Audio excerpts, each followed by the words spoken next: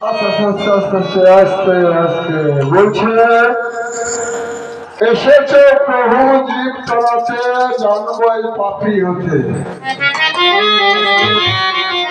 তোমার পাপটা কি তুমি কি জানো? যার যে পাপ করে সেই পাপটা না জানলে কিন্তু কাজ হবে না। তুমি বলছো আমি পাপি, কি পাপ করেছো? পাপ করলে তারে কিছু করা যায়, কিন্তু বৈষ্ণব অপরাধ হলে বাবা তার কোনো উপায় নাই। তুমি অনেক কথা বলেছো, জগায় মাথায় যে উত্তর হলো আমাকে তুমি চোখে দেখো না, তাহলে জগায় মাথায় উত্তরটা তুমি কি বুঝলে? তারা কি পাপী? তারা পাপী নয়। নারায়ণের দাড়ি ছিল জয় বিজয় নাম। ত্রেতা যুগে জন্ম নিল রাবণ কুম্ভকর্ণ, দাপর যুগে শিশুপাল নন্দভক্ত, কলিতে জগায় বাধায়। তাহলে সেই জগায় বাধায় অন্যায় ভাবে মানে নিজে দেখিনি, কিন্তু সেই জায়গায় অপরাধ ঘটেছে। অযাচিত অপরাধ, নিজে অপরাধ করে না কিন্তু অপরাধ হলো।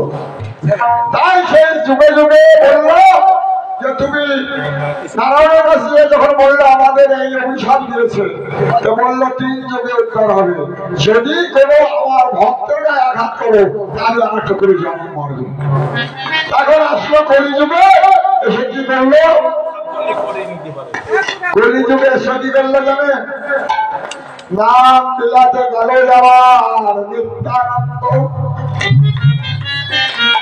এইবার মদের হাড়ি দিয়ে তাহারা দুভাই ফেলে যায়, হরিনাম গলা দেখলে আঘাত করে ভাই। এইবার হরিনাম করতে করতে যখন নিত্যানন্দ যায়, কলসির কাঁটা বেড়েছিল মাথাতে মাথায়, মাথায় মানে কপাল ফাটে। এই জায়গাটা বুঝতে হবে। এমন সময় আমাদের মহাপ্রভু গৌর শুনতে পারলো আমার ভাই নিতাইকে মাথায় আঘাত করেছে। এমন সময় বলল আমার নিতাই আমার প্রাণ, তাকে যে আঘাত করেছে তাকে আমি রাখবো না। কোথায় সুদর্শন? সুদর্শন এসে গেল। আসার সঙ্গে সঙ্গে নিত্যানন্দ বলে কি করে প্রভু? বললো কেন? তাকে যে আঘাত করেছে আমি তাকে রাখবো না। বললো এই কথা তো আমাদের ছিল না, আমাদের কথা ছিল কি যে কলিতে আমরা যুদ্ধে বিগ্রহ করবো না, আমাদের কলিযুগে যুদ্ধের অস্ত্র হবে কি? হরি নাম অস্ত্র, অহিংসা ধরে, এই নিয়ে আমরা যুদ্ধ করবো। তো তুমি আজকে অস্ত্রে ডাকলে কেন? এখন অস্ত্রে যখন দেখেছে তখন বলল মাথায় আমাকে মেরেছে, কিন্তু জনায় আমার প্রাণ বাঁচিয়েছে, তা নাহলে মেরে ফেলতো। এই জনাইকে বললো শোন জনাই, নিত্যানন্দ আমার প্রাণ, প্রাণকে যে বাঁচিয়েছে সেই প্রাণেরও প্রাণ, আয় তুই আমার পক্ষে আয়। যখন মন্ত্রে আলিঙ্গন দিল তখন তার কৃপা হয়ে গেল। এমন সময় মাথায় সে চরণের কাছে বলেছে, বললো হবে না। বললো কেন? বললো তুমি যেখানে অপরাধ করেছে সেখানে যাও। নিত্যানন্দের চরণ যখন ধরেছিল, নিত্যানন্দ তখন বলেছিল হ্যাঁ তুমি উদ্ধার হবে, তবে এই নবদ্বীপের ঘাট 12 বছর পরিষ্কার রাখতে হবে। এই সাধুগুরু স্নান করবে ঘাটে, সেই ঘাট যদি তুমি 12 বছর গোলাম পরিষ্কার রাখতে হবে, তাহলে তুমি উদ্ধার হবে। বাবা 12 বছর নবদ্বীপের ঘাট পরিষ্কার রাখো না, নোংরা ফেলাও। 12 বছর নোংরা ফেলাতে পারবে না। কি বলছি বোঝো?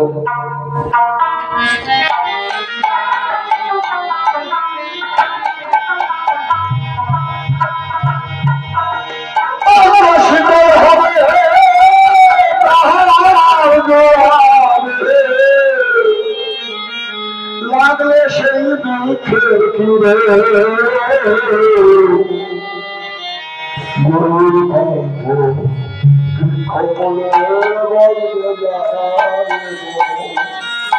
গরুর কর্ম বৃক্ষ তাহলে বলেছে সেখানে যা চাইবে তাই পাবে তুমি। এবার তোমার সেখানে বসা হয়নি, তাই তুমি গরু বুঝতে পারছো না। গরু তোমার বাড়ি কতবার আসে, কতবার ঘুরে যাও। লালন ভোগের কথা মিথ্যা নয়। মলয় পর্বতে যত বৃক্ষ ছিল সকল সার পাশে কেবল হয় না। কেন পেঁপে গাছ ছিল না? পেঁপে গাছে সারা পেঁপে গাছ তো ছিল সেখানে, তত তো সারা। হ্যাঁ, তার কাছে বাইরে সারা, পাশেরও বাইরে সারা। এবার বাইরে সার যদি হয় তাদের কাজ হবে না, ভিতরে সার হওয়া দরকার। তোমার বাইরে তুমি শ্বাসবাস করে শিখে যাচ্ছ সাধু, ভিতরে তোমার কাজ হবে। এইটা বলেছিলাম শীতল হবে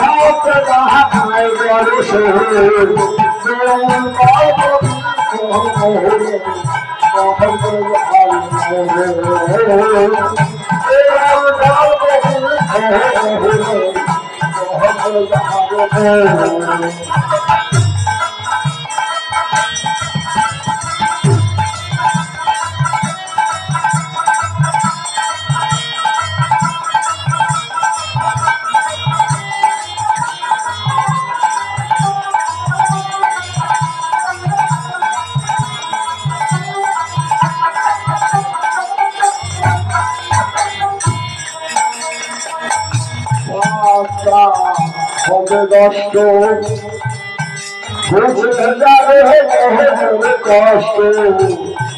ওখানে যদি বলতে পারে না,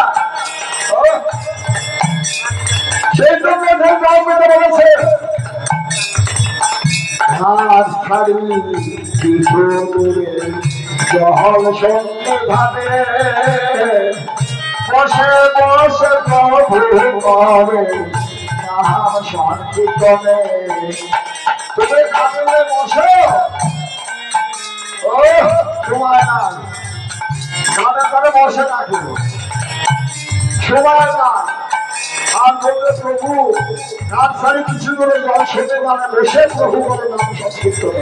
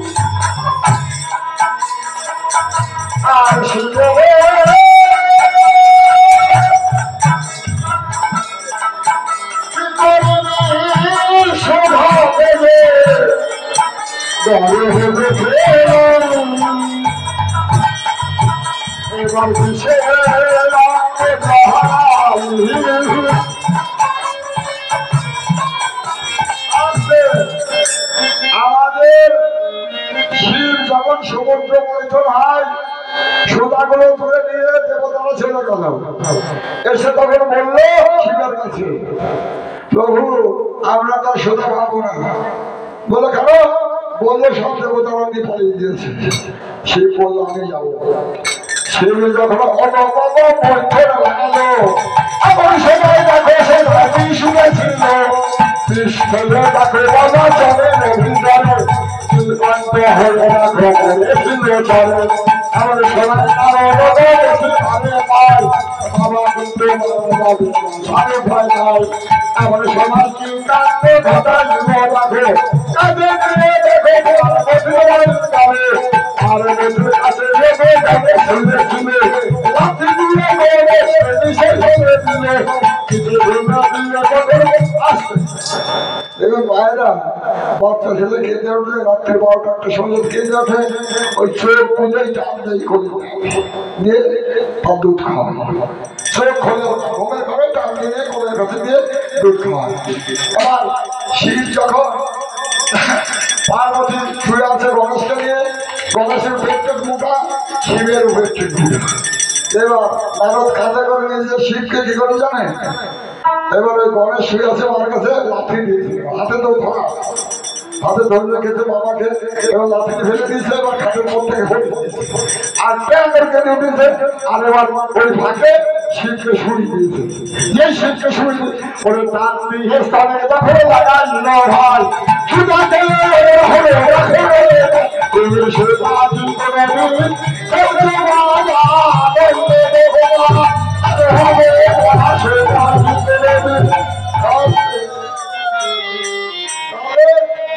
তোমার মরণ হবে।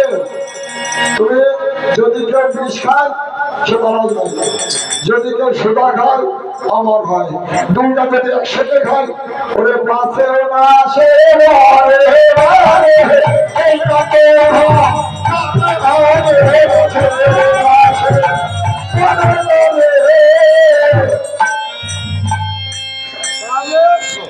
এবার তোমার সুদার বিষ খেতে হবে, তাহলে বলে তুমি অমর হবে, দেখতে পাবে। অমর মানে কি?